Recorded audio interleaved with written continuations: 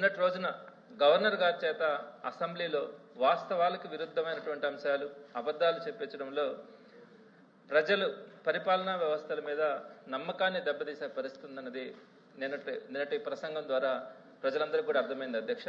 ప్రధానంగా నేను ఈ మాటలు ఎందుకన్నానంటే నేను మీకు కొన్ని వాస్తవాలు కూడా చెప్తాను అధ్యక్ష.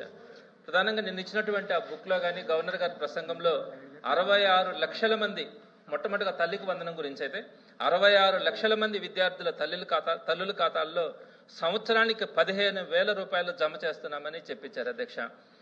ఇక్కడ ఒక్క విషయాన్ని గుర్తుంచుకోవాలి అధ్యక్ష.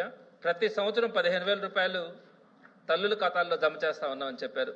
మొదటి ఏడాది ఒక్క విద్యార్థికైనా ఒక్క రూపాయి కూడా జమ చేసిన పరిస్థితిలా. అదేవిధంగా పోయిన సంవత్సరం కనుక తీసుకుంటే వాళ్ళు చెప్పినటువంటి స్టేట్మెంట్లో ప్రతి తల్లి ఖాతాలో 15,000 రూపాయలు జమ చేసినామని చెప్పినారు. కనీసం ఒక్క తల్లి ఖాతాలోనైనా కూడా విద్యార్థికి 15,000 రూపాయలు జమ చేసినటువంటి పరిస్థితి ఉందా?